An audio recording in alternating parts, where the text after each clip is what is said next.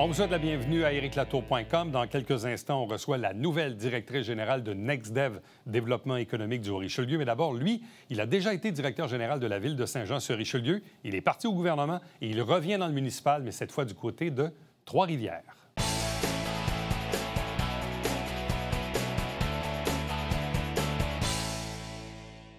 La ville de Trois-Rivières a un nouveau directeur général et c'est quelqu'un que nous, ici, on connaît bien à Saint-Jean-sur-Richelieu. Il s'agit de l'ex-directeur général de la ville de Saint-Jean-sur-Richelieu qui est allé faire un bref passage au gouvernement du Québec et qui revient au monde municipal, mais cette fois en Mauricie. On le rejoint à l'instant à distance. François Vaillancourt, bonjour et bienvenue. Bonjour. D'où vient cette idée de revenir dans le municipal? Ça n'est pas une idée loufoque. Je m'ennuyais, vraiment. C'est un univers qui m'a toujours stimulé. Et lorsque l'occasion s'est présentée, je la trouvais trop belle pour ne pas être tenté. Et finalement, c'est avec une immense fierté que je vais me joindre à la ville de Trois-Rivières, qui est une ville évidemment excessivement dynamique. Qui devrait être très stimulante en termes de défis. Là. Bon, vous avez été directeur général de la ville de Saint-Jean-sur-Richelieu de 2015 à 2021, après quoi vous avez quitté pour fonder un peu le nouveau centre d'acquisition du gouvernement du Québec. On sait que le gouvernement Legault, dans la foulée de la COVID, a voulu munir le gouvernement d'un département ou d'un appareil pour procéder aux grandes acquisitions. C'est sûr que nous, on a entendu parler beaucoup de l'acquisition des masques ou des blouses pour le domaine de la santé, mais c'est beaucoup plus large. Donc, bref, pouvez-vous nous expliquer en quelques secondes quel était votre mandat dans les dernières années au gouvernement du Québec? Oui. Alors, je fais juste une petite correction. C'était à partir de septembre 2020. Septembre, oui, c'est vrai. Alors, donc, ce que le gouvernement a fait, c'était de créer une organisation qui allait être responsable de l'approvisionnement stratégique pour tous les ministères et organismes, d'une part, et également d'enchasser le réseau de la santé, le réseau de l'éducation supérieure et le réseau de l'éducation. Alors, ils ont, à ce moment-là, anticipé le fait que de joindre des entités qui étaient auparavant distinctes sous l'égide d'une même organisation pouvait, au net, grâce au regroupement d'achat, générer des économies annuelles substantielles. Et ça, évidemment, c'est induit par le levier économique, la force qu'on a. Et effectivement, on a créé cette organisation dans la foulée de la première vague. Bien entendu, on connaît tous les équipements de protection individuelle, mais le défi, outre cela, qui était colossal, hein, pour supporter je vais l'appeler l'effort de guerre, entre guillemets, c'était aussi de supporter le gouvernement et tout, dans tous ses autres besoins, que ce soit des biens ou des services. Alors, nous, tout ce qui est en haut de 100 000 $, c'est nous qui avons la responsabilité d'aller au marché et de développer des stratégies d'acquisition qui soient novatrices et également qui permettent des économies d'échelle importantes. Bon, vous étiez là depuis à peu près les 18-19 derniers mois. Avez-vous l'impression que vous quittez au moment où, disons, le service est maintenant bien installé et qu'il y a de la relève dans cette organisation-là? Parce que, dans le fond, vous avez passé du temps au municipal avant, vous revenez au municipal, mais vous avez eu comme un 18 mois dans ce nouveau centre d'acquisition du gouvernement du Québec. Oui, je le crois sincèrement. Effectivement, c'était un des éléments déterminants quant à ma décision lorsque j'ai eu cette conviction que nous avions atteint un degré d'autosuffisance, de maturité organisationnelle. Ça rendait mon choix beaucoup plus facile. Et effectivement, il y a de nouveaux gestionnaires qui sont arrivés. On est allé recruter beaucoup, une centaine de personnes qui sont arrivées chez nous au cours de la dernière année.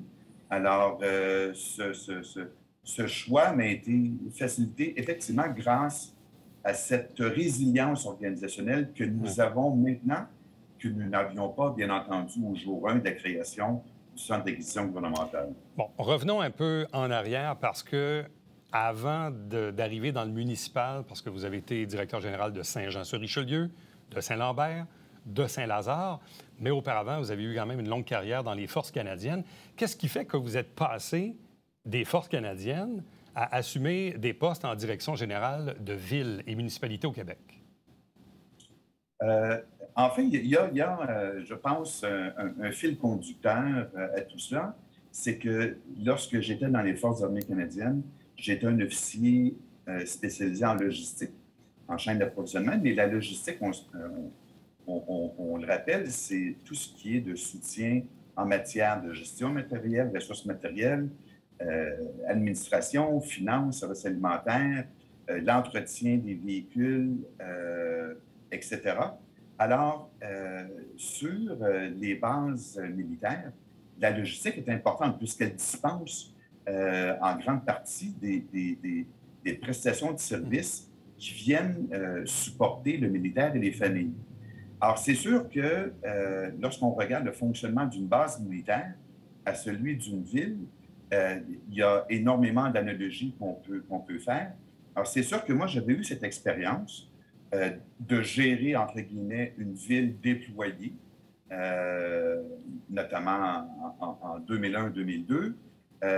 J'ai été aussi le chef des opérations, chef d'état-major de l'organisation qui était responsable de la gestion des infrastructures militaires de l'armée de terre au Québec. Alors, pour moi, je voyais effectivement un fil conducteur. Et bien évidemment, ça a pris un brin de folie pour la première ville pour m'embaucher. C'était un beau risque qui était calculé, cela dit. Et puis, ben voilà. Alors, c'est ce qui m'a amené à la direction générale des villes. Bon, au cours de vos années passées à Saint-Jean-sur-Richelieu et même un peu à Saint-Lambert, on va résumer, mais disons que vous avez eu des mandats qui se sont déroulés, disons, dans un espace-temps où il y avait des relations difficiles, parfois complexes avec les élus. Qu'est-ce qu'on doit retenir? Parce qu'il s'est dit et écrit beaucoup de choses à ce sujet-là. Qu'est-ce qu'on doit retenir des épisodes de Saint-Lambert et de Saint-Jean-sur-Richelieu? Bien, je vous dirais que c'est premièrement, des épisodes très courts, d'une part. C'est le propre de chaque citoyen qui va vivre à l'occasion des enjeux de relations de travail. Je mets ça, évidemment, je l'ai dit au passé. Est-ce que j'aurais souhaité autrement, bien entendu? Qu'est-ce qui est important toutefois? Je pense que c'est la finalité. Alors, le dossier est réglé, j'en suis bien heureux. Et puis, vous savez, si ça avait été à ce point, je pense, marquant ou déterminant pour ma carrière ou mes choix de carrière, je ne serais jamais revenu au municipal parce que, honnête, j'ai toujours cet amour indéfectible pour le monde municipal. J'ai toujours été assujetti aux élus municipaux, aux élus provinciaux, aux élus fédéraux. Alors, pour moi, c'est pas venu altérer quoi que ce soit quant à ce que je voulais faire dans le futur, bien au contraire. Bon, question de mettre les téléspectateurs un peu en contexte. Vous faisiez partie de ces 3 hauts fonctionnaires qui aviez porté plainte en harcèlement contre le maire Alain Laplante. Les plaintes ont été retenues à la CNESST, retenues également dans une enquête interne de la Ville. Il y a eu un règlement hors cours dans les dernières semaines, donc ça, c'est maintenant chose du passé. Mais il n'en reste pas moins. Et là, il y a une nouvelle administration qui est en place, il y a une nouvelle mairesse, il y a beaucoup de nouveaux élus. Il y a des choses qui se sont faites également. Est-ce que vous pensez qu'on va tirer une leçon de ces dernières années un peu sombres à Saint-Jean-sur-Richelieu?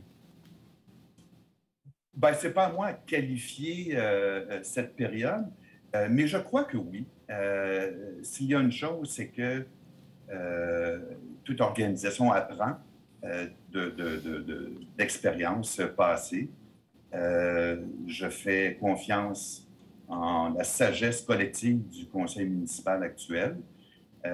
J'entends, je lis comme plusieurs des commentaires qui sont excessivement positifs, qui donnent espoir, je dirais, à ce que les relations devraient être au sein d'une ville, parce qu'on s'entend, l'administration municipale et ses élus Ils ne font qu'un, c'est la même ville, c'est la même organisation, en somme. Bon, dites-moi, l'actuel, ou en fait le nouveau directeur général à Saint-Jean-sur-Richelieu, Daniel Dubois, était votre directeur aux incendies au moment où vous étiez directeur à la Ville. Qu'est-ce que vous avez à dire sur Daniel Dubois et ce nouveau directeur général que nous avons ici à Saint-Jean? Bien, évidemment, je n'ai que des bons commentaires à faire. Je pense que le conseil a choisi la meilleure personne.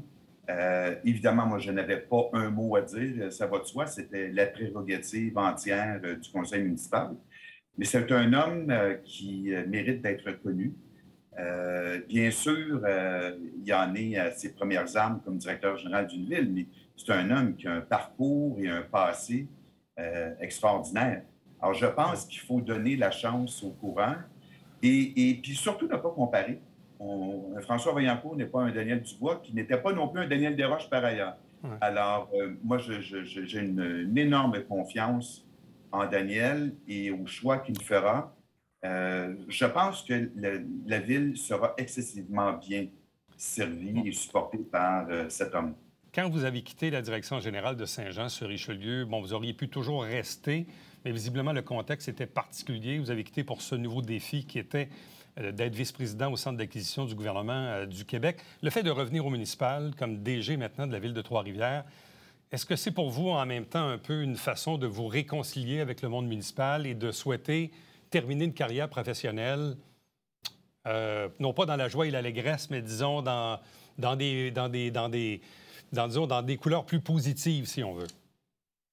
Bien, en fait, c'est comme si vous aviez épié mes entrevues. Mais effectivement, c'était un des éléments que je mentionnais. C'était que j'avais l'impression de ne pas avoir tout complété. J'ai un privilège extraordinaire que de pouvoir retourner dans un univers qui me passionnait. J'étais tombé en amour avec cet univers-là. Et puis, j'ai quitté, j'ai fait un passage quand même comme titulaire d'emploi supérieur au gouvernement. J'ai été privilégié. Bien, grâce à cette expérience que j'ai acquise au cours des 2 dernières années, ça fera de moi encore un meilleur directeur général. Et honnêtement, j'espère être un bien meilleur directeur général en raison de ces expériences. Et puis, je l'anticipe avec énormément d'optimisme, positivisme. Je suis fébrile à l'idée de renouer avec mes collègues, avec de futurs collègues aussi que je vais découvrir au cours des prochaines semaines. Alors, c'est un privilège. François Vaillancourt, nouveau et futur directeur général de la Ville de Trois-Rivières, parce que le mandat va commencer au cours du mois de juin. On vous souhaite la meilleure des chances dans ce nouveau projet. Je vous remercie infiniment. Et puis, Saint-Jean-sur-Richelieu aura toujours une place prépondérante dans mon cœur. J'y suis encore. Alors, sachez que bien que je sois dans une nouvelle ville, Saint-Jean sera tout aussi important pour moi. Et je souhaite la meilleure des chances à Saint-Jean, son équipe municipale et son conseil municipal.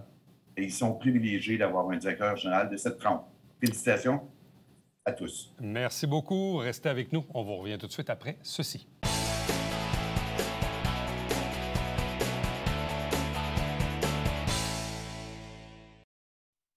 Salut, ici Alexandre Baudouin. Et François Trépanier. François, cette semaine à Sport Express, on jase de vélo. Oui, avec Amélie Caron, spécialiste en cyclotourisme à Tourisme Montérégie. On va bouger, Alex. Oui, monsieur. Enfilez vos cuissards. Ne manquez pas ça. Mesdames et messieurs, bon matin et bienvenue à votre télébingo sur les ondes de télévision du Haut-Richelieu. Vous aimeriez jouer au bingo dans le confort de votre foyer? C'est possible. Tous les dimanches matins, 9h30, à la télévision du Haut-Richelieu, maintenant en haute définition au 609. Pour vous procurer les livrets du Télébingo, c'est facile. Consultez la liste de nos 30 dépositaires au www.tvhr9.com.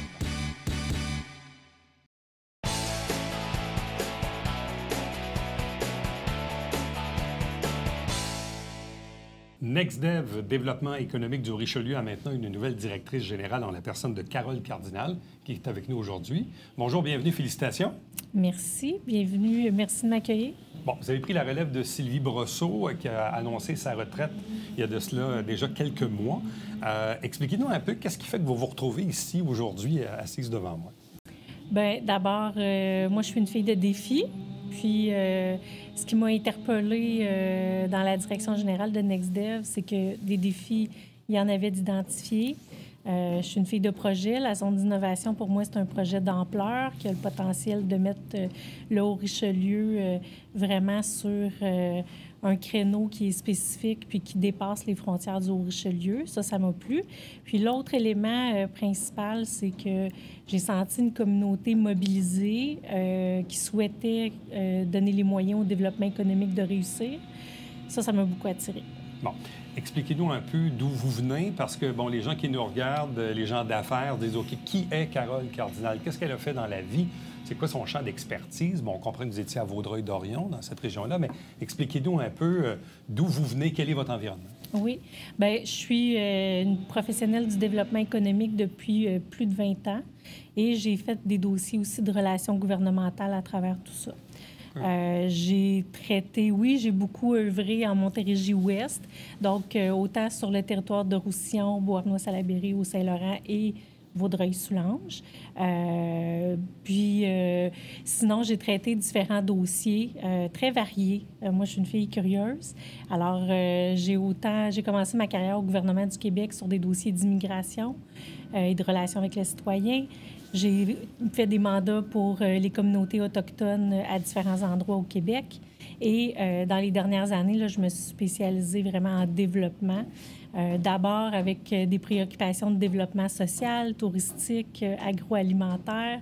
Puis tranquillement, là, ça s'est spécialisé aussi dans le développement commercial, puis encore plus en industriel et logistique dans les dernières années. Bon, quel était votre dernier emploi avant aujourd'hui? J'étais directrice développement territorial pour développement Vaudreuil-Soulanges.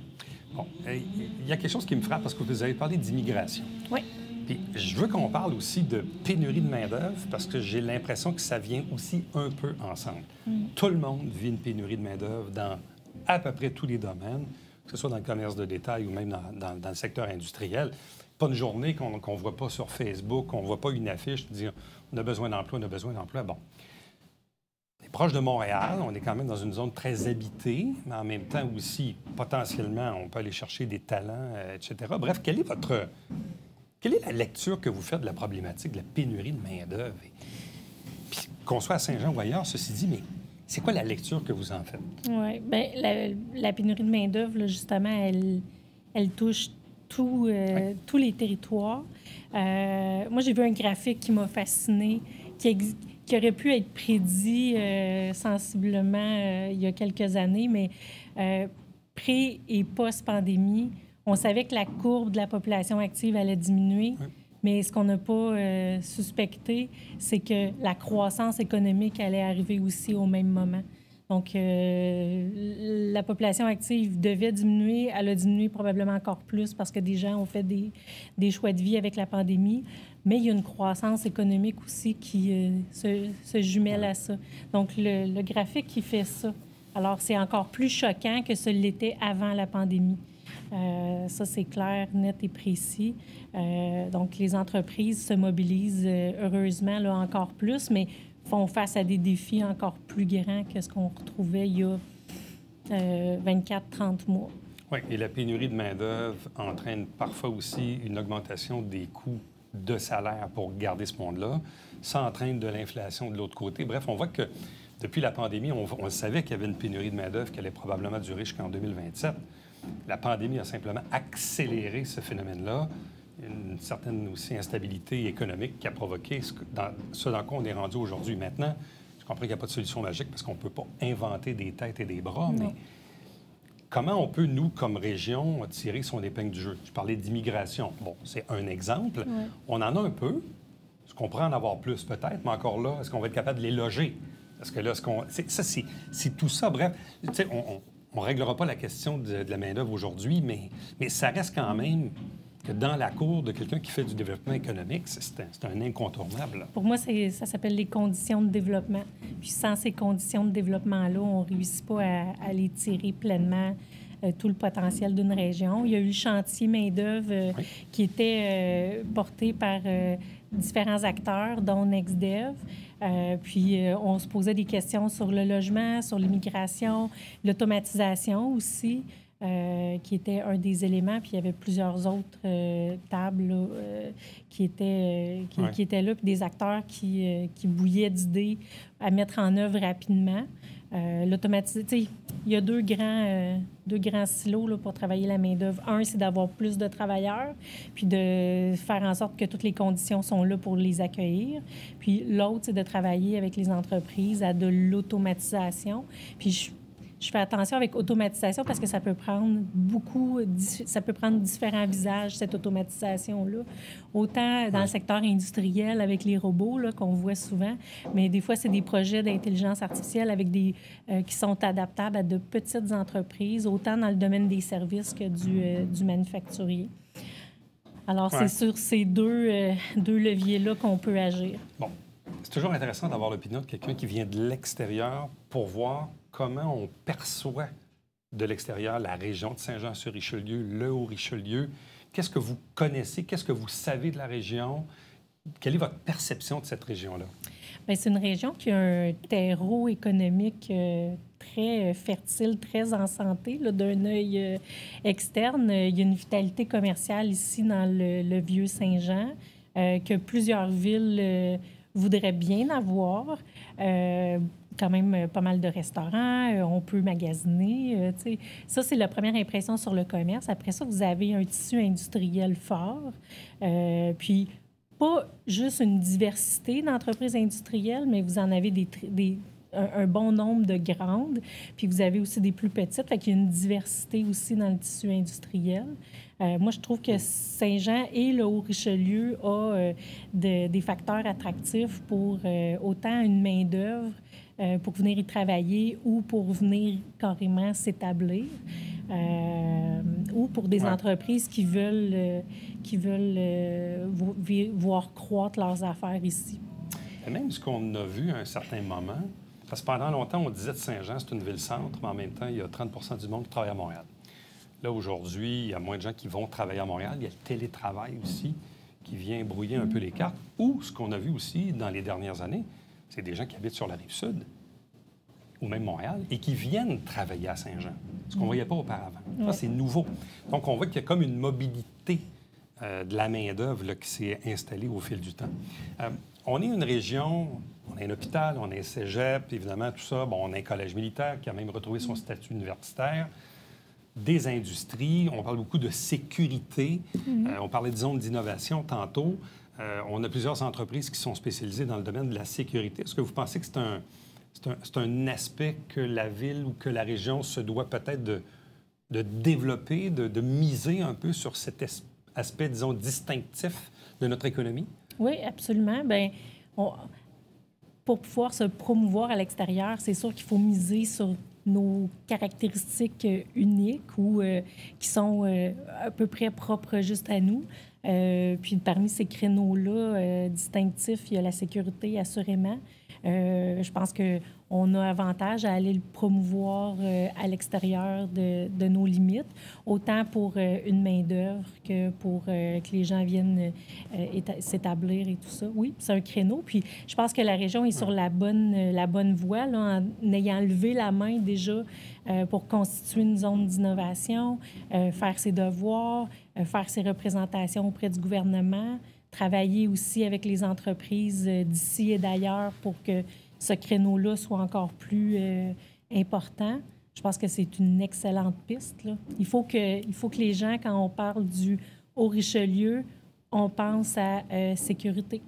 Il faut que, oui, on parle qu'on réfléchisse aux attraits touristiques, au fait que c'est intéressant de venir se promener à Saint-Jean-sur-Richelieu et dans d'autres endroits du Haut-Richelieu. Mais il faut aussi penser au créneau sécurité.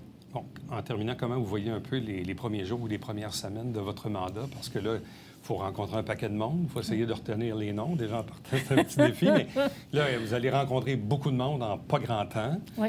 C'est normal. ça prend quand même un certain temps avant d'arriver, puis bon, d'être un peu plus agile, peut-être à connaître un peu les trucs. Bref, comment vous voyez un peu vos prochaines semaines? Oui, bien, je partirais avec un pas... Même avant, j'ai eu la chance quand même de rencontrer, de faire en fait, 2 bons bains de foule depuis avant même mon arrivée. Puis je me sens très appuyée par les différents partenaires. Fait que je suis bien introduite. Je sens qu'on veut donner vraiment toute sa place à NextDev dans les prochains mois, prochaines années. Fait que ça, c'est déjà facilitant pour être en relation avec les gens. Comment je vois mes premières semaines? C'est pas sorcier, mais en même temps, c'est hyper important. Première semaine, rencontrer les gens, entendre les histoires d'un côté et de l'autre, lire évidemment des documents. Ça, j'ai commencé il y a un bon bout de temps, mais me faire cette idée-là de ce qui existe déjà. Ensuite de ça, rapidement, faire un plan. Pas compliqué, mais quand même un plan d'ensemble. Et bien, s'assurer que chaque partie prenante s'y retrouve, puis valider que c'est vraiment le mandat qu'on souhaite que NextDev réalise. Puis après, bien, c'est passer à l'action parce que je sais que l'action est souhaitée et je sais qu'on a de grandes attentes pour des résultats concrets. En résumé, disons que je ne vous laisserai pas dire, je vais le dire moi-même, disons qu'il y a eu des années un peu difficiles politiquement. Ça l'a un peu malheureusement attaché le développement économique. Je pense que tout le monde est à la quête de stabilité puis de regarder vers l'avant. Et tant mieux. Il y a plusieurs années, on appelait ça le Conseil économique, on a appelé ça le CLD. Aujourd'hui, on appelle ça NextDev Développement économique. Carole Cardinal est la nouvelle directrice générale. Bienvenue chez nous. Merci. Restez avec nous, on vous revient tout de suite après ceci.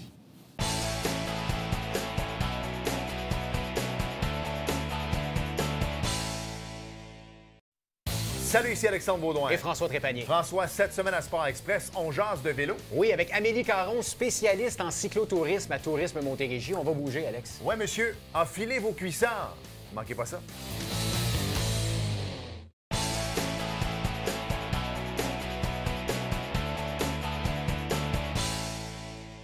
Vous le savez, il y a des travaux importants dans le centre-ville à la base. Mais en plus, pour en rajouter une couche, il y a des travaux d'urgence à une chambre souterraine de Belle-Canada qui vont s'étirer jusqu'au 3 juin, si tout va bien. Nous-mêmes, ici, à la télévision du Richelieu, on en écope un peu. Donc, soyez prudents, soyez vigilants et regardez surtout la signalisation dans le centre-ville au cours des prochaines semaines parce que ce n'est pas toujours simple de se déplacer. À demain. Bye-bye.